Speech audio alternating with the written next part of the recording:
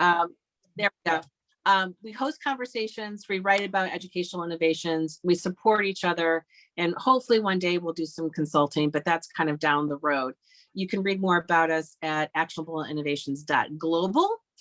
And you can follow us on social media. We are currently contributing to a Medium publication. And so you can read more about our thought processes on innovation and education, that sort of thing. And if you want to contribute to it, we'd love to have you write something up and contribute it. And I can send you directions for that if you want to get in touch.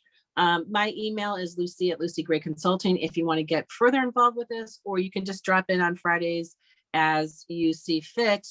And be part of the community.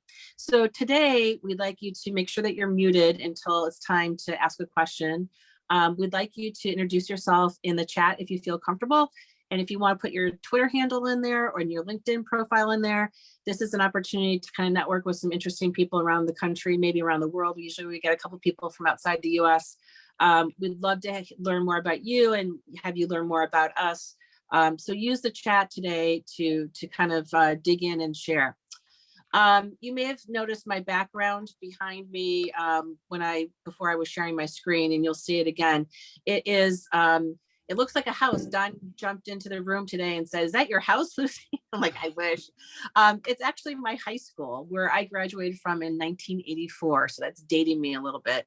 And my father taught at this high school. It's Lake Forest High School in Illinois. One of the, I think I grabbed that picture from an Architectural Digest article or Tribune articles where Architectural Digest named it one of the most beautiful schools in Illinois. And it does look like a mansion. And if you've ever seen the movie Ordinary People, it was filmed in 1976. Robert Redford, I think, won an Oscar for his directorial debut. And the whole town went bananas because they wanted to be in the film and everything. And it's kind of interesting because it's a little bit of a kind of a dissection of suburban life, if you've ever seen that movie. But when the movie opens, you'll see this great panoramic view of Lake Forest High School. And that's where I went to school. And I'm really proud to know Steve Douglas, who teaches there now. And he's a new media teacher and social studies teacher, and runs a summer program that I think is phenomenal. And I've been following it and attending some of their premieres and that sort of thing. So you're going to hear his story today. And I hope that you'll be inspired to do something similar or to partner with Steve or whatever it is, because it's just phenomenal. He and I are also Apple Distinguished Educators. If you're not familiar with that program, it is an award that's given to Apple using educators every 2 years. I became one in 2005 and it changed my life. And we can talk a little bit more about that with Steve and how it's impacted his life. But it's really given me access to people that are just doing amazing things. And we often talk about how we have ADs feel like we have imposter syndrome because there's so many people around us in this program that do incredible things. And Steve is one of those people. So he's going to talk a little bit further about himself. But Don is going to kind of warm us up with his Proust, if I'm pronouncing it correctly, questionnaire.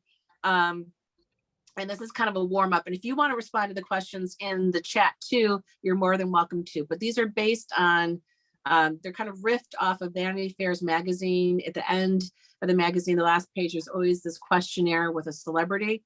And it kind of gives you insight into their personality. And Don has adapted those questions for education. And so he's going to apply Steve with some of these. So welcome, Steve, welcome, Don, and welcome everybody today. Thank you, Lucy. That was very kind. I appreciate it. I think I'm going to show what I believe in education. It's failing quickly. So Don, go ahead. Send me a couple questions that I don't know the answers to, but I'm going to go ahead and do what I can. So anyone that's a Vanity Fair reader knows that will have seen the Proust questionnaire at the very last sort of page in the magazine. And I subscribe to many magazines, and this is one of them. And so so just to quickly, continue, sorry. So Just to some background. So the Proust questionnaire is they were questions answered by the French philosopher Marcel Proust. And sometimes they're still used today by interviewers like Vanity Fair. So what he did was he answered these questions in the form of a sort of confession book album, in a form of sort of a parlor game that was popular in Victorian times.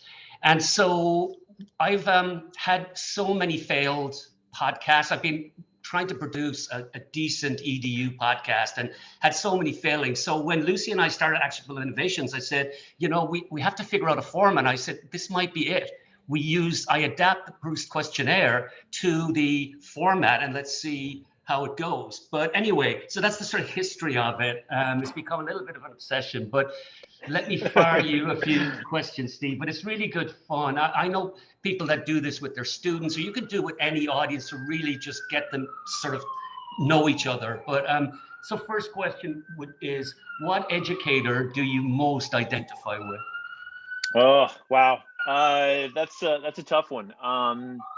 I would have to say probably the educator that inspired me to become an educator. I think we can all look back and kind of think about that one or two. And you know what, honestly, coming from a great high school, like Lucy was describing, Wake Forest High School, there's many of those colleagues I have now, but I didn't have that growing up. I honestly didn't. I had one or two that I can look back and go, that's the kind of person that I want to be. And so Tim Baldwin was that for me. He taught World Civ. He taught, I went to a Christian school, so he taught actually Christian history and thought and kind of development, which was really interesting. And so he was a very authentic educator, which is part of my goal in everything that I do. And so he brought his whole self every single day to the classroom, and he engaged really difficult, challenging topics that really made us think and really made us lean in. And the engagement level in that class was so profound. It was so much better than anything else in my school. And so he actually left education, as many great, wonderful educators do, and went out and continued to inspire and do amazing work with refugees in St. Louis. And then he came up here to grad school in Chicago, and still I stayed connected with him because I saw him not only as a mentor, but also I would just pick his brain as an educator and kind of want to know why, and always was asking him questions so that I could continue to learn. And so yes, there's certainly lots of researchers, lots of interesting thought leaders, but I think just because of the humanity and the authenticity and the fact that he not only had amazing things to say, but I could see it in his life. And he dedicated and still continues to dedicate his life to that service, true service of the person in front of him, as well as the group of individuals that are collected, but not just on that day, but every day. And anybody who's here who teaches students, and I teach high school students, that's a really dynamic, interesting, and in the last 2 years, just completely changed how we think of education. But really, it has always been about humans, and it really will always continue to be that way. Great, thanks, Steve. And anyone else that wants to answer these Proust questions, fire it in the chat. Let's see what comes out. Next one, Steve. What words or phrases do you most overuse?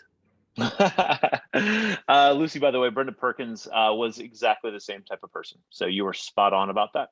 She was inspiring to me as well, and very much of a mentor, maternal figure that I loved and really looked up to. She thankfully stayed on and actually mentored us as young teachers, which I really, really appreciate, while running the English department, which is, you imagine, a difficult thing to do. How lucky are you? She took me running. My parents were going through a hideous divorce, and she took me running my sophomore year. And I had her for sophomore honors English. And we also read and watched really interesting things too. We analyzed Casablanca to death and things like that. And so anyway, I just have many fond memories. And I actually saw her at my dad's kind of funeral party that we had. She came, and I hadn't seen her in a long time. And it was right before the pandemic. And she was supposed to come visit me at my school, but obviously because of the pandemic, it never happened. But yeah, I think it's so important too, to let these people know that they meant something to you. That's like I think that's the least we can do for those people who've mentored us through the years.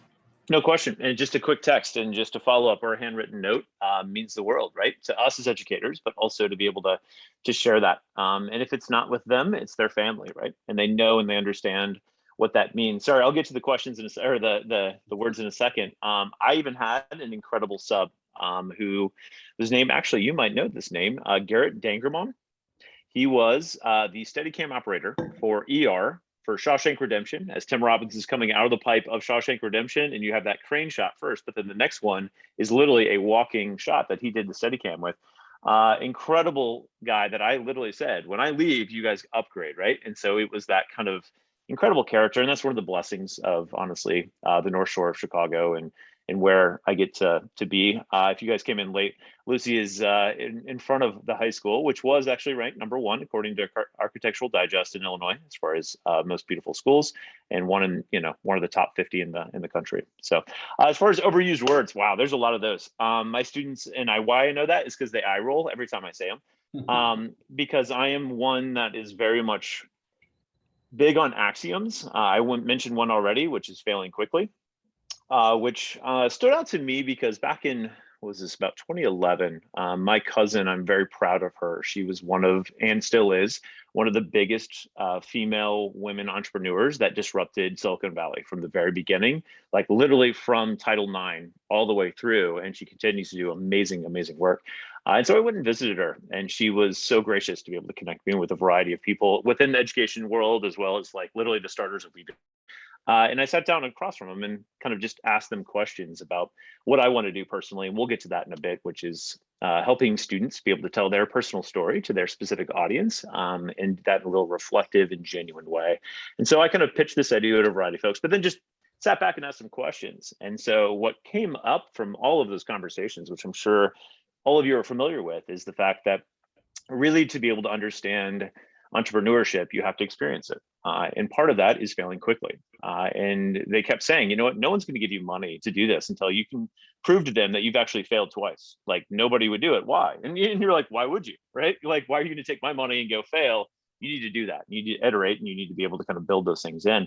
And so then it just struck me, right? Real significantly, this was about my 7th year in education, like how profoundly different and actually polar opposite is education and the standardized approach to that kind of thinking, where you need to give grace, but also lean into failing and really understand the value of that. And then it just takes off that edge of performance anxiety that so many kids are just hampered by, and really giving them a space and a place to be able to truly lean into it and fail quickly. So I pushed hard on my kids about that. And I said, with a smile, and I'm like, you need to learn that. You need to do that within my production class, within my English class, within a social studies class. Like, what does that look like? And the first look is, I don't believe you, because I've been told my whole life that I've got to perform, and I've got to perform at a really high level, and everything is high stakes.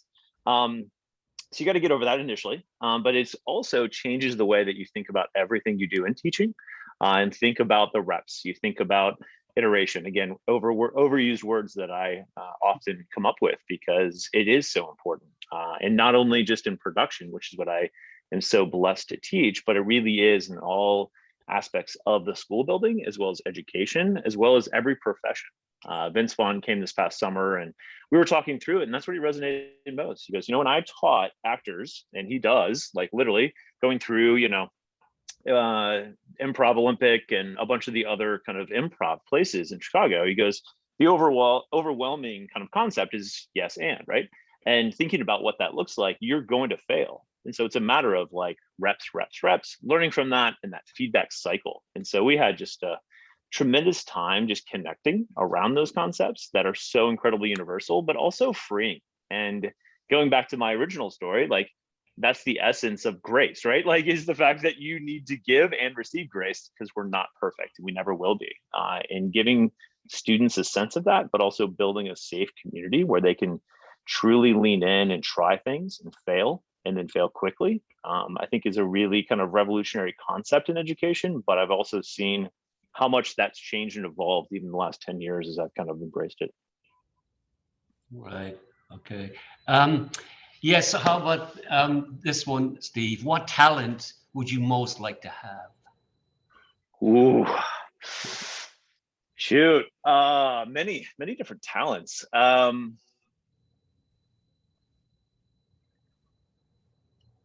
Yeah, that's a tough one. Which to narrow it down to? I can tell you mine. It's Yeah, predicting please the do. future. Predicting the future. That would get you places, no question Right? about it. In a lot of utilitarian ways as well as functional ways. Talent. I'm just thinking all through aspects, right? So as a former athlete, I think in that realm, where, and also as a dad, as a husband, as like multiple different identities, there's so many different things to pick from. Oh, well, this one's I'm failing slowly. I'm curious what other people might say in the chat. Singing, yeah, cool. Let's see. Trying to think of something that might be insightful as well.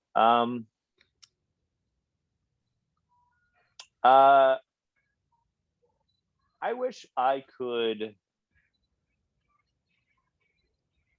be a better writer. I'll say that. I love storytelling. I always have. But I always favor kind of the oral understanding of storytelling. And part of that is me as an educator now, understanding my strengths and my weaknesses. And one of my weaknesses has always been reading.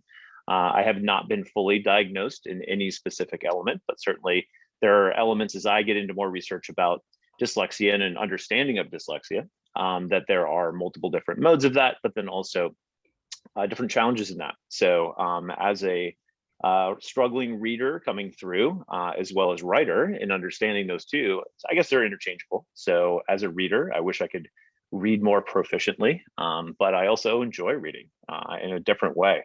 But once I got into school and I got into that kind of grind and competitive environment, it was really difficult for me, because just from a processing perspective in certain ways, but then also in the way that you could articulate that. And so that's why I'm such a big believer in kind of oral storytelling, as well as giving students a voice to be able to tell their story, but also structure instead of very specific kind of grammatical things, because I push back against overstructure, but also see the value of that. And so when I look at my weaknesses, and there are plenty, that would be a significant one. If I could write as well as read at a higher level, I think that could unlock certain things. But also, I think it's important to look at all of our stories and go, you know what?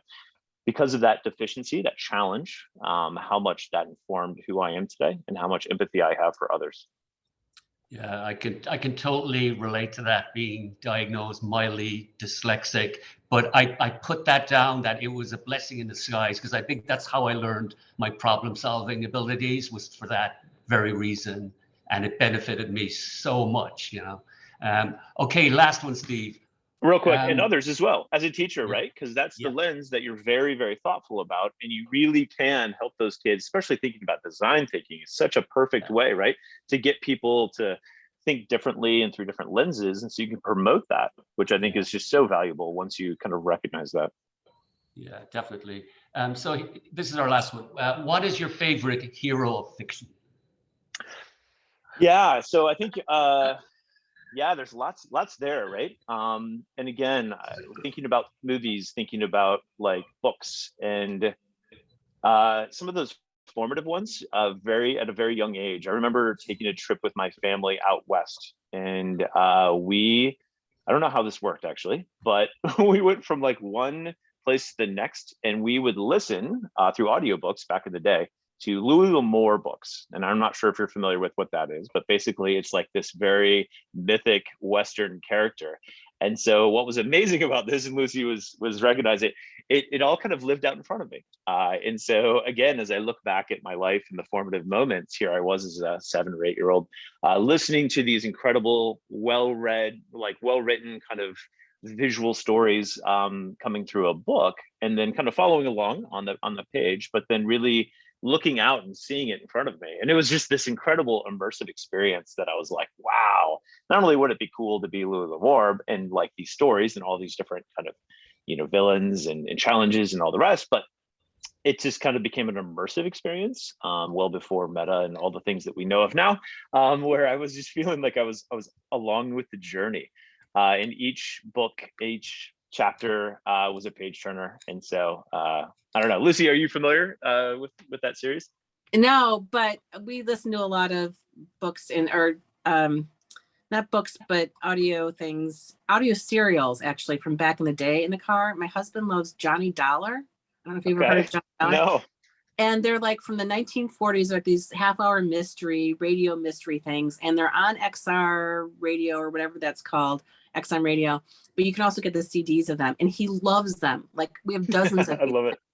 And actually, I think they would actually be a really good teaching tool about like a story arc and kind of this mode that they were in and how they produced these and the sounds and how they were engineered and that sort of thing. So you can listen to those next time you do a road trip with your own kids. But that's what we listen to for the most part, because my husband kind of rules the roost in the car when we drive. And I've learned to love Johnny Dollar. And actually it was really funny. A couple months ago, Rachel Maddow referenced Johnny Dollar and like the Shadow radio series. And I was like, and I had to call my husband to say, look, she knows about Johnny Dollar. So no, but I do not know Louis L'Amour, but I can see that because we've done, I know who he is. I know the series. I can see that being really important when you're driving out West. And I think whenever we tried to go somewhere as a family, when my kids were younger, they had their iPods. My kids had their iPod touches. I would try to load it up with things that were about the place that we were going. So if we went to New York, the audiobook of Cricket in Times Square was on their iPods, or we went to Washington D.C. So I had like a Smithsonian zoo podcast, and my son wanted to go see the Golden Lion tamarins as a result of that. So like seeding that content for kids in an interesting way is something that I picked up from David Pogue actually when he spoke at the ICE conference a number of years ago.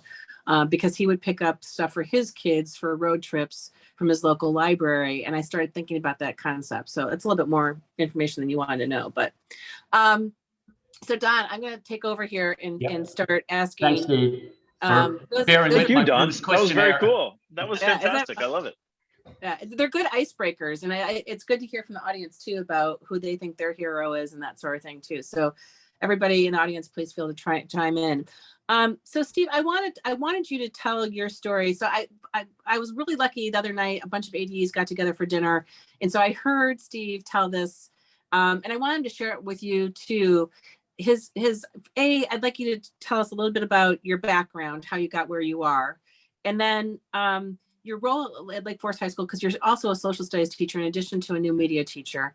And then that will kind of, I think, evolve into the Summer Stories project and how that's going, how that's evolved and where it's going. And then I'd like to end with, and we'd love to know about future plans, like what's happening with it for this summer and that sort of thing. And then the end, maybe we can spend a few minutes talking about what it means to be an ADE, because I think that's really important. And the Apple Distinguished Educator applications are opening up soon. We don't know when, but we know there's going to be a new class this year. And I think if, some people here might be interested in that program. So that's kind of what I'm thinking we could talk about. So tell us about your background and what you do at Lake Forest. Yeah, I thank you so much for the opportunity. And yes, the ADE program, if you don't stick around for that, it is fantastic. And please do listen back in, because that's a great program that has opened up so many doors for me. But yeah, I'll start with, I grew up outside of DC. So my family was kind of early on just kind of connected in with that whole scene, which was kind of interesting. And then we moved to St. Louis, which was a significant kind of change for us. My dad's a professor. And so we moved out there. He was also like a practical theology professor, but also a church planner. So that kind of connection between teaching and doing, which is kind of a weaving throughout my life, even as I did not expect it. In fact, I thought I'd be the last thing I'd be as a teacher. But yeah, growing up there, and then went to school here in Chicago, at Wheaton College in the western suburbs, and then met my wife there, thankfully, and then went out to ESPN. I found my dream job at 23. Which was incredibly formative. I did highlights for SportsCenter for Baseball Tonight for all the different specialty shows, worked from 6 p.m. to 3, 4, 5 in the morning, even though they told me at the beginning I was going to work from about noon to 6, and that never happened. And so I learned a lot from the very, very best when it came to storytelling, as well as short form storytelling. So I would come in, do research for about 2 or 3 hours, and then sit and watch just as if you're watching a game. And then I would take notes and then come up with an idea of what that would look like for 4 different shows, and then go through that process, writing out every single thing. And then under significant pressure, work with an editor, and then hand that off to Stuart Scott, to Dan Proctor, or whoever it was who would actually read that highlight on air. And so I did that for 6 months, and I came in with 2 people from Atlanta and 1 from Washington State, and they have a brutal program. I was the only one that they kept, and I lost about 20 pounds, which at that point in my life I didn't need to, but now I certainly could. And it was ridiculously stressful. They made you go around and basically sell your story ideas and be able to really promote yourself to the top 32 executives, who all then sat in an office and had a conversation, either between 2 hours and 2 days. They deliberated on if they should keep you at ESPN in Bristol, Connecticut, in the middle of nowhere, but also the highest cost of living state in the country at that time. And I was getting $9 an hour with no benefits. So it was quite the experience. And so thankfully I was kept. And then I got $12 an hour. Then I got benefits. So that was cool. Kept it on there for a bit, but really saw the writing on the wall that if I wanted to be a producer of really interesting, inspiring stories, which was always my goal. It was going to take about 6 to 10 years at that point. Disney had just bought ESPN. So I said, okay, I got to figure out something else I want to do with my life. And so my wife and I kind of went through, and we were actually going to go to and talk to a few of the different schools out east about starting up a program. This is back in 2000, just after 9/11. And so it was a bit too early for them, but I did some research and found that you can get a master's in media literacy. And I said, that's really cool. I looked internationally. There were schools all over the world doing this, especially in Ireland, the UK. And there was 2 schools in the United States at that point who were actually doing media literacy. And one was in North Carolina, Appalachian State, the other one at Webster University in St. Louis. So I was like, that's familiar. And so I was able to study under Art Silverblatt, who is still one of the most, if not the best scholar within media literacy. And so that was an incredibly formative time in my life, 2 years there. I also, all in, I think I took 109 credit hours in 2 years because at that point, there was really no pathway to get into education as far as secondary education, which was insane. Still is a huge barrier to entry, which has to change because it's such a terrible way to keep really, really wonderful people out of education, which is a passion of mine. And so, yeah, I went through that process. It was incredible. And then did my my master's thesis project on that integration of media literacy in the state of Missouri, selfishly because I wanted to see what schools did it. Very few came up. I was actually student teaching at Ladue High School, where there's a fellow ADE there, Don Goebel, who does amazing work, and who actually got a job just a couple years after in their production program. But because the stars didn't align, I found the best network of media teachers in the country, and that's here in Chicago. And so my wife and I jumped in a car and met Joe Brennan, another ADE, who's the one that encouraged me to go for the program, and went to a meeting 4 hours later, and there was finally an opening at Lake Forest High School. So I've been here 17 years teaching what used to be called telecom. Now it's new media. We did a rebrand that took quite a while because the legacy of the program is rich. Not only did Vince Vaughn come through, but there have been hundreds and hundreds of others who were deeply impacted by the program. It was a break in the day for some. It's a creative opportunity to be able to learn how to be able to tell stories in very non-traditional ways. And what I mean by that is a lot of programs, fortunately, are kind of broadcast programs that are mouthpieces for principals or superintendents. But I said, I'm getting into this because I want to be able to activate with students their voice, their unique perspective, and to really take them through a full array of different projects to challenge them for where they are and where they could go. And so that was a fit right away.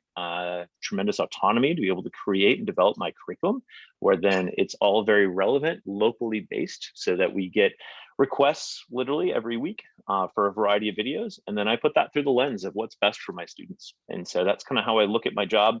Incredibly just grateful that I have that opportunity. Created a education-based enterprise, so a business through the school to be able to facilitate those for those kids who want to go on and be able to do this professionally. And so I had a girl graduate last year who did about 75 projects over her 4 years, and then created her own business and got 4 full rides because, as you can imagine, the marketability of the skill to be able to create social content for not only colleges, but everybody else. And so she actually paid for part of her college, as well as she has a fantastic portfolio. So that's the outlier, but the majority of the kids I want to break in the day to be able to be creative. And that's what I get to do. I get to hang out with them, take them through a process that I've done with over 20,000 student projects. So I've refined that down and try to make it as efficient as possible, yet still engaging and student driven. So it's all about their student choice, but also giving a point to be able to work one-on-one with them so that I can really do what I'm best at, and that's be able to connect with them, as I'm sure you guys can relate to. That's the real magic to it, and that's one of those cool things that I get to do every day, where every kid's in a different part of that pathway and process, and so I get to individualize and customize that experience. And so through that process, yeah, go ahead. With yours, and you also teach a couple social studies courses too on top of this, so you must be quite busy. And it sounded to me when we were talking earlier this week that you also incorporate that into your social studies teaching, that same philosophy of project-based, student-driven kind of work. How does it translate the new media work to your social studies teaching, out of curiosity? Yeah, no, I'm glad you asked that, because it's absolutely awesome. I fully believe the storytelling and that process of understanding your audience and be able to identify what they need to know and to be able to communicate that quickly and efficiently should be taught everywhere. And so I push that into the core curriculum throughout our high school and many others through a couple ways that I'll explain later. But yeah, in my social studies class, we're doing a migration unit right now. And so the students literally this weekend, we took them through the process of not only understanding what push and pull factors are, but then to be able to develop out 10 to 15 questions for them to be able to interview a family member, to be able to understand their origin story, but also just all the different factors that have impacted their lives. And we did it last year. It was phenomenal, like complete game changer for kids to be able to understand not only where they came from a historical perspective, but also the multiple identities that they can claim and they can lean into and they can follow up with in their family. Incredibly, incredibly strategic, especially with freshmen in high school. And so it was awesome. We took them through, it's all through eVideo, took them through the steps that we do, but it just at a simpler level. To be able to kind of give them that experience. But this is now going to be the third video that they do within that social studies class. The one that I love the most is the kind of semester long reflection, where they went through all the different objectives over the semester, and then they identified those. They wrote to exactly what they did, what they learned. And then we went through, instead of a final exam, they just came into the lab, and then they took their voice recording of their script of where they talked about what they did, what they learned, and they added artifacts on top of it. And then with their own voice, they were able to articulate in 2 minutes, 2.5 minutes max, the key points to what they could do for their audience, which was me, but also thinking about college, thinking about real artifacts for them to be able to share their learning. Amazing.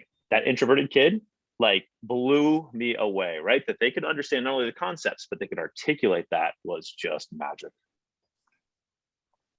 Then how does Chicago Summer Stories fit into all of this? Like, how do you take that that hands-on project-based student voice approach and turn it into a summer program? I know it's had a couple of different evolutions. Tell us about that too. And then we also have to hear the Vince Vaughn part, because that's so exciting. I didn't want to like plug that too much to get people to come, but it's kind of cool how he got involved. Yeah. Just spoiler, he is a education nerd. Like, he loves it. He is so into education and wanting to make it better. So basically what I was inspired to do is to kind of take what I do, because I do work in an incredibly beautiful, wonderful, but also affluent high school, and to figure out how can I translate that to literally the high school that's 3 miles north of us, that is one of the saddest and least funded in the state. And so I live in that world because I also spend a lot of time building out nonprofit work for that community to revitalize it from the core at a seed level. And so I am firmly passionate about that in those students. And so I work one-on-one with those students, but I said, from a systematic perspective, how can I take what I get to do and be able to impact everybody? And so that's what I've been focusing on with Summer Stories. Apple has been an incredible partner in that, and it's expanded, as Lucy mentioned, Vince and a lot of other folks. But basically, our first year, which was 2018, I believe, we did it. It was a 6-week program, and it was for all rising seniors. So we partnered with CPS. We partnered with schools from all over in that kind of media network. And so kids came in with a variety of skill levels. That didn't matter. It was really about their voice and really about what they wanted to say. So we broke them up into groups. They created 3 documentaries that were screened at the Apple Store on Michigan Avenue, which was an incredible celebration. Lucy came to it. It was just phenomenal, right? Because here we were, as I'm like passing the mic, and they were telling their story, not only of what they did, but again, what they learned. And it was like, emotional, because like you're like, wow, that kid has grown so much in such a short amount of time. But then you look at their audience and there's their aunt, and she's just, like, I've never heard these things from my kid, right? And those experiential learning moments have kind of really changed the way I think of education. And that's kind of where my passion is. So you've done a couple different iterations with high school kids. And then this past year, you focused on middle school because Vince reached out of the blue and wanted a kid in the program, right? So how did that all happen? Yeah, so after Chicago, we've done this, we've iterated it down. Now we're down to like 2-3 weeks. And then with the pandemic, we had a time to reset. And we also expanded down to St. Louis. The hope is to continue to expand to Winston-Salem. There's another ADE there in Winston-Salem. That's our hope. We're also actually doing this with orphans all around the kind of Native American spaces in the US, as well as throughout. In fact, we were doing it in August with kids. And yeah, it was incredible. It was so incredibly meaningful. So we can do it virtually. And so with the folks on the ground, they just hook up the Zoom, and I teach very similar to this, right? Just connecting with them. We go through an iterative cycle. Apple's sending them devices. A couple other sponsors are supporting that, OWC and others, to be able to give them gear so that they can help tell their story. And so there we were. It was pretty phenomenal, and we're going to continue to build on that work as it continues to expand literally around the world. And so that's exciting. But yeah, so Vince texted me out of the blue. He came back for a 50-year celebration of our program. Like I said, it's been around for a really long time. It's impacted a lot of people.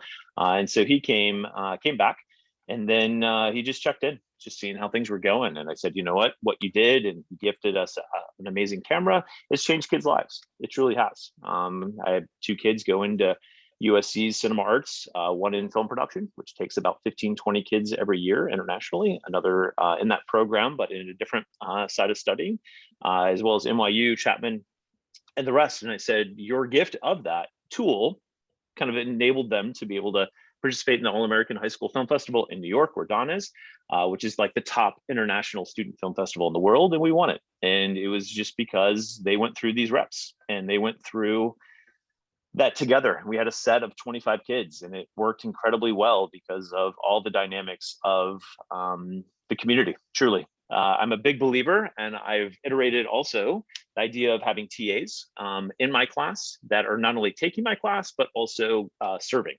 And it's a servant-based leadership model is what I call it, unequivocally, because I said everybody who wants and will ask a question to somebody else needs to know that that person is going to stop what they're doing and just be able to work with them in real time. And I think that's so important. And just one more thing about that, it's a leadership model. And it's something that I think every kid, no matter their age, ability level, their interest or whatever, needs to learn that, right? And that's so important, and we don't teach it. It's self-selected, or if it's, oh, you're a senior, now you can be a leader. Not at all. So I have literally freshmen who are in their second semester of my program who then become some of the best leaders, because it's not about what they say. In fact, I have them say it on camera. They can't talk about how amazing they are. I just say, how do you want to serve other people? It is the coolest moment, like day 3 of class. It sets the culture, because it's like, no, I don't want, in fact, I said, I'm going to cut this off. If you say how amazing you are at editing or shooting or whatever the skill might be, I'm going to cut you off. We're going to start it again, because that's not what it's about. And it just has changed my whole community over the last 12, 14 years after I stole it blatantly from another teacher at our school. So I'm not taking credit for it, but I'm always tweaking it and making it more and more student-centered. And so I have the majority of my kids are TAs in my class. And what's the coolest part is not only they learn all these things, but also I get to write really good recommendations, is what I tell them. Like for jobs, scholarships, whatever, college, because that's what I tell them. That's what colleges are looking for, are good people that want to solve problems, to think critically, to be able to produce, and to be able to work as a teammate. That's really what they care about. And it has proved out that way. Oh, that's just amazing to me. And I think it's also the kids who are not, I bet you're getting some kids who are not traditional school leaders. Absolutely. In the program. Like, this is making it more equitable for participation. And I'm just thinking of my own kid who I think struggled to find his niche in high school. And like, he would have loved this. Like, he would have taken this and run with it. Like, it seems like, I don't know. Tell me, how has it been a game changer for those kinds No of question about it. That's the best part. And that's Yeah. truly like for that kid to be able to feel, not just feel good, but like really be leaned on. And for a kid to like really need them who's 2 years older than they are. Talk about flipping the whole Disney narrative on its head of like, the bully putting you in the locker. It's like you have a freshman who is there and they were literally like second week teaching a senior, second semester senior who's got a full beard and like looks like they're 24. And here's like this little, freshman girl. And I'm like, this is the coolest thing in the world. And then what happens? Then they want to continue to build in that, grow in that. So not only does it keep kids more connected into the community, but they can't even honestly like articulate it valued as we all want to be feeling valued, especially in a high school environment. And so once I eliminated, and this is the key, that whole like perception or reality of like what skills I have, and it really is like a heart thing, like everybody can be a leader, everyone can think about other people and have that empathy. This was so SEL before SEL was SEL, right? Yeah. Like this is like just humans. That's what good teaching is. Absolutely. Yeah, So yeah. what are you going to do with it this summer? Yeah, so we're continuing to expand it. Thankfully, I've been going through a lot of not thankfully, I have been going through a lot of administrative building meetings to try and make sure this all fits within certain, boxes and buckets and checklists. And I think we're almost there. But we're now going to formalize it where we have like a pre-production kind of couple weeks to be able to really give students a chance to be able to own that process and be department heads and do all the casting and do all the location scouting and do all those real practical elements. We're going through a bunch of different ideas right now with the students. And then we're going to have 2 weeks that Vince has already said after his Apple TV show that he's shooting right now in Florida.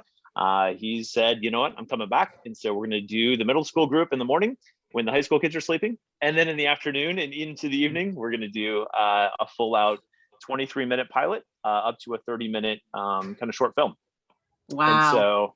And so, Vince is committed to helping them all the way through from the writing perspective, all the way through to kind of do that. We're going to let the kids direct it. We're going to let the kids kind of take that role, but we're going to surround them with professionals, surround them with alums, with people that we choose and vet to make sure they understand and have the same values that we do to be able to make this education first, but to give them an experience they otherwise would never be able to do. And that's what's, I think, incredibly valuable about it. Having Vince and having the high profile is awesome, but he's even better of a guy. Like literally the third day of the program, he called me and he's like 7 o'clock in the morning. Hey, how about we try this continuity exercise? I did this back in high school and I think we could do it. And I was just like, this is the funniest thing in the world that I'm like co-teaching this class with Vince Vaughn. But it's because he genuinely cares about this. He spent multiple years homeschooling his kids. He's like, hey, do you know this educator reformer in the 80s in New York City who said this and did this? And I'm like, no, like, tell me more. Like, I thought I was kind of nerdy in this stuff. And he's super into it and really, truly wants to make systematic change. But the best part is he's not forcing anything. Like, he's like, let's hear ideas. Let's understand that. I don't care if it's on what side of the political spectrum, like every idea has value.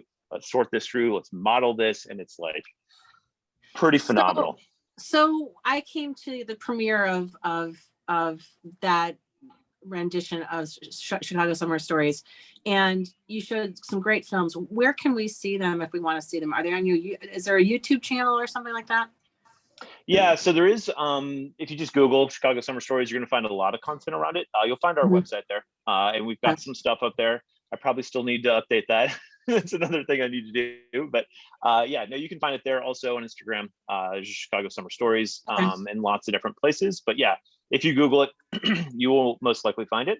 But then also, I'd be happy to follow up, and we can put some resources in here if it's in a post thing, just to make sure it's easier for folks. But it is one of those things that it keeps evolving and growing, and so we definitely need more support in reinforcing all that to be able to share those things, because they are powerful. But what you experience is the best part, right? So it's like a community-based showing, and then he was back in LA, right? He was on to his next thing, so he calls in though, and he's like, hey.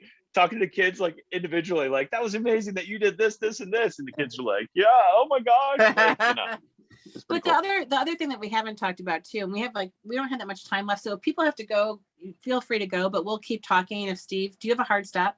Do you have to get back? I'm good. Okay, I've got we've got professional learning today, and this is This This checks is that professional box. learning. Yeah. Okay. For sure. So, Way better than what I had planned. So yeah, let's go. this is so much fun. I love hearing about this. So the other thing that we didn't talk about was the St. Louis iteration of this, which I happened to stumble upon visiting a friend in St. Louis last summer. Tell us a little bit about that, because I thought it was so interesting, because it was more of a community service feel to it a little bit for the Cardinals. So tell us a little bit about that too, because that was very cool. Yeah, it was so fun having you there, right? Because that's the of it. Like, you just reached out and saw a post and said, "Hey, I'm going to be coming through," and that's a big part of it. It is community based. It is a really important kind of not only organic but also fluid exercise as we continue to partner with different folks. And if you're not familiar with St. Louis, the St. Louis Cardinals are by and far the biggest brand. Like Anheuser-Busch used to be, they left, right? And it's the Cardinals. Everyone who grows up there and the rest. And there's such a tremendous loyalty, but they're also smart in their branding. And so we connected with their head of kind of alumni relations. And he actually went to high school with me in St. Louis, which is a joke because everyone in St. Louis asks you what high school you went to. It's a weird demographic social breakdown. But anyway, so we partnered and it's been amazing. We're going to start year 3 this coming summer. And so it's going to be from June 1st to June 15th. And so what we've been able to do is expand it. So we worked with a local hospital and interviewed pediatric cancer patients to be able to help them fundraise and create a bunch of social content, but as well as the Cardinals, because the Cardinals do a massive amount of fundraising for local charities, including Mercy Hospital. And so we gave the students iPhones from the first day and said, all right, we're going to learn how to do this. We're going to learn how to be able to tell stories, but also capture this at a professional level. Brought folks in via Skype, because this was during the pandemic, who were running social media agencies and going, okay, these are the tips and tricks, but also we're going to be here for you. Like we're going to support you all the way through your journey. Make sure you reach out, connect. And those are incredibly valuable because every student who comes through it has a different story, different interest, different journey. And that's the cool part of it, is that, again, giving these students opportunities and access they otherwise would never have. And that was cool because, again, growing up in St. Louis, I knew these different schools but didn't have connection. But now I do, like from St. Louis public schools to county schools to really nice affluent schools to others that don't, but we're able to do that. And so Apple continues to be incredibly generous with that. So we pay for their Lyft to come downtown, we pay for food, we make sure there's no obstacle. It's an absolutely free but application-based experience so that we can make sure that kids are there for the right reasons. But once they get there, we rock it hard, like we go, and it's just like real life. And we iterate, we give them feedback, we bring in people as clients, and we position it. This is exactly how it's going to be in the real world. And this is what it's all about. So we were in this amazing co-working space that Lucy was able to come and see right across from Busch Stadium. We were all just pinching ourselves like, this is amazing. And they were like, yep, we want to partner with you guys going forward. The Cardinals as well. They're like, this is the greatest community outreach event we could do, right? And what we do, and we want to be able to give back into, St. Louis. And so Don's been boots on the ground in St. Louis for a really long time, doing amazing work there. And so he's kind of the point person, right? So he's continuing to network with all different schools around there, and he's continuing to build up kind of that roster and that group. We have some fantastic videos that kind of showcase that process. We'll definitely send you that. You can look on St. Louis summerstories.com or stlsummerstories.com. There's a good little splash video there, as well as the one on chicagosummerstories.com. There's also a really great one that was produced out of LA. But basically, they're all built on the student reflections that they do at the very end. And this is what I'm most passionate about. I call it show and tell. But what it is a personal reflection that's minutes long, that the students talk about the 3 big things that they took away from the experience. And so we're shooting B-roll all the time, right? We're shooting on an iPhone the whole entire experience, and they're learning in Final Cut because Final Cut is by far and away, and I've taught literally every editing software, the easiest and most intuitive software for students to learn. It's like iMovie or Clips, then iMovie, and then you just go right into Final Cut. Thankfully, it's a free trial that they keep extending, which is awesome. And I keep telling Luke and Apple, like, keep doing it, because it's an amazing tool, but it's super intuitive visually to learn. Like, I will have freshman girls come in, but have no experience at all. They're not nerding out about editing. Like, day 2, they have like a story already built out. I'm like, this is pretty cool. If they can do it, I can do it. I have to learn Final Cut. So if they can do it. It used to be intimidating. It's no longer. It truly isn't. Like, you just start building stuff up and it just makes sense. It's not technical at all. And that's cool because then they can go through this process and build out their 2-minute story. and then go through the draft process. And then it's the most dynamic, best way to be able to share and capture your story. And literally kids have used those 2-minute stories and have gotten into some of these like film schools because it tells the whole entire picture. We had a girl who literally is like, yeah, there's no way I would have gotten into Chapman, and she is going into their film school, which is one of the top 5 in the world. And she's like, it wouldn't have happened without seeing all those summer stories. And I'm just like, that's why we do it. As an African-American girl who's coming from a school that doesn't have the program, you give her this access, but then you stay and you mentor all the way through. And here I'm writing, scholarship rec letters, and I'm like, she's amazing because of all these different things. And I get to see her in that space and thrive. And here she is talking to different YouTubers and like, how can I collaborate? I'm like, this is the coolest thing ever. And that's the gift that's going to keep on giving too. Like you're going to see so much growth over the years as a result of the participation in that program.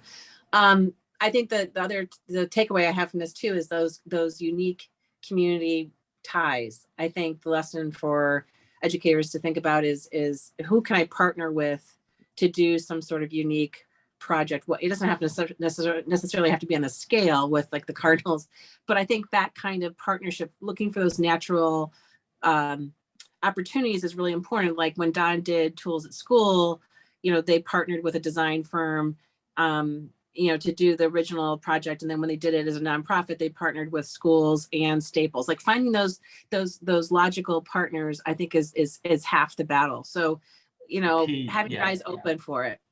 Yeah, it is. It's all about partners. You can't do it otherwise. That's why, like what you said, Steve, I always say that bring the outside in. Everyone's an educator. That's the way to do it, and take the preciousness out of it. But Steve, I relate to a bunch of the stuff you said because the students I get to design thinking or entrepreneurship, they come in for a break to be creative. That's exactly what they tell me. They're like, and of course, I'm unraveling everything else that they've done before and after. That's my role. Yep. And with your TA bit, I have them do project kickoffs. They come and do activities.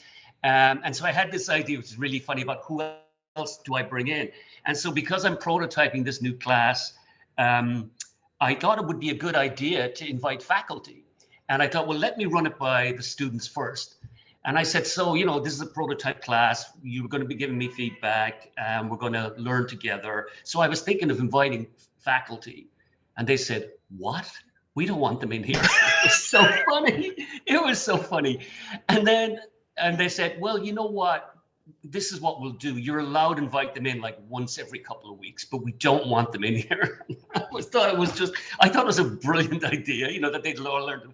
They're like, So what I found there, Don, is that's why I bring back alums, and I bring back recent alums because they know what it is to be in their seats as well as their next step, right? And especially this generation, right? They want to learn from each other, but yet don't want to recognize that they have a lot more to learn than they maybe already do. And so what I found is, in fact, yesterday in my class, I had an alum who's about 35.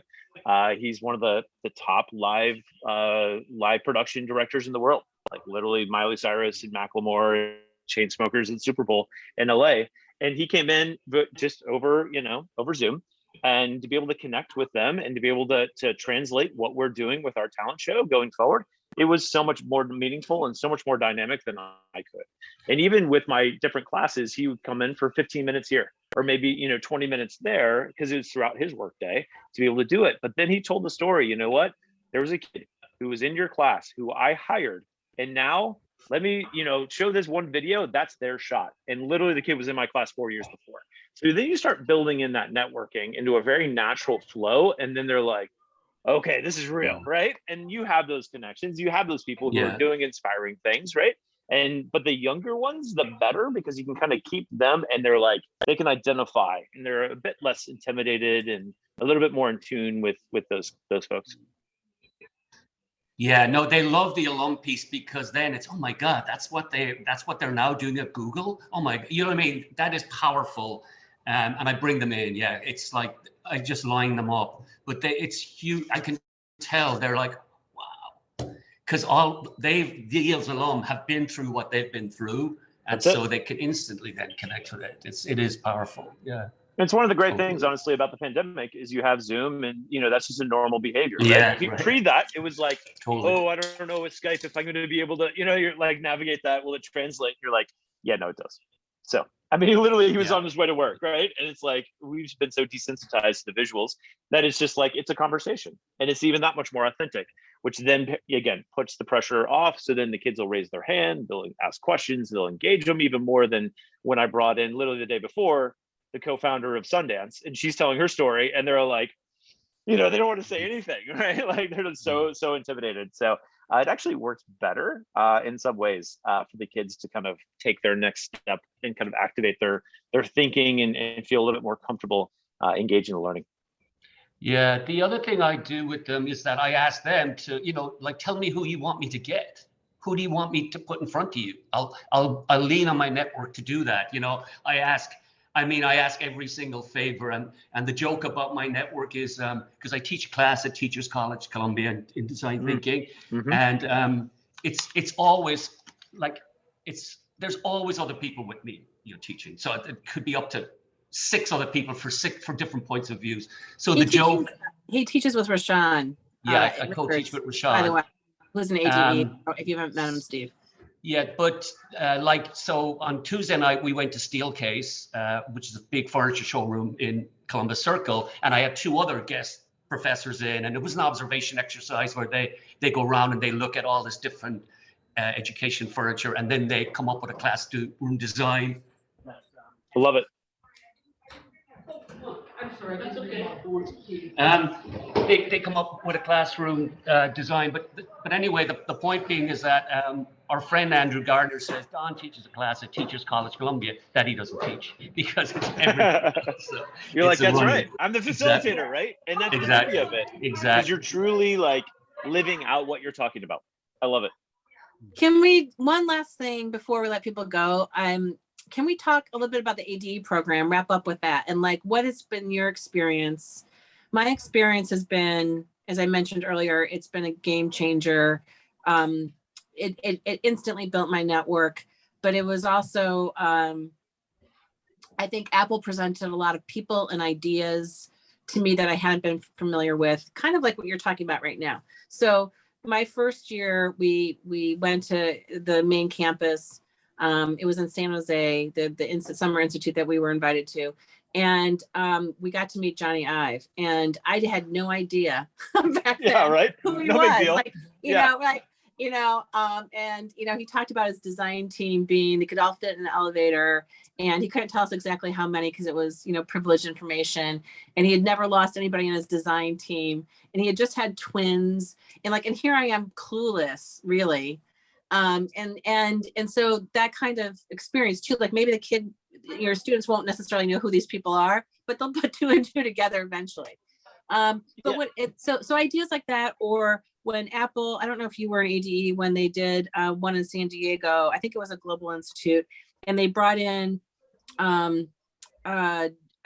Wilson, who had just created this, his foundation had just created this biology textbook series, and the MacArthur Genius designer who had made all the interactives for the book. And then Lisa, the woman who's in charge of environmental stuff, who came from the Obama EPA, she talked to us. Like that kind of stuff would have never happened on their own, no matter how networked I was. I think Apple's kind of taken that and put it on steroids for me. What's your experience been, and what has it done for you? I think every teacher should have a network somehow, even if it's not necessarily an elite program like this, but that's my feeling. No, I think you're spot on. And I keep hearing all these incredible stories. In fact, where Don's from, Cork, Ireland, is actually where they hosted one of these institutes. And they said it was the most amazing thing ever. In fact, we were just talking the other night. They're like, that was my favorite by far.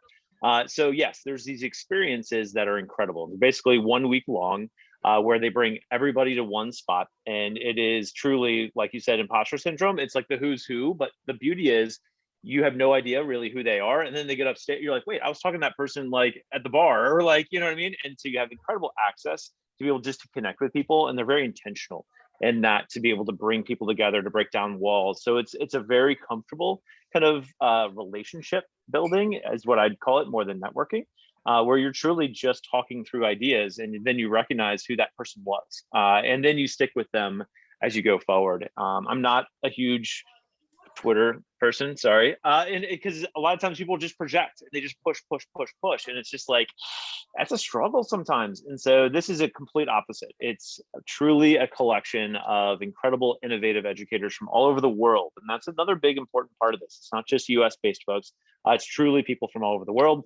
And then basically you have to reapply every time. So it's not just a collection of whoever gets in the first time, which is cool, but then you get to see friends and you get to be able to reconnect and be able to kind of grow and kind of bounce ideas off of. And I mean, I'm always thinking about that whenever I'm connecting with a variety of folks. But the other piece of it that you haven't mentioned is just that access to Apple. Apple is doing some amazing work.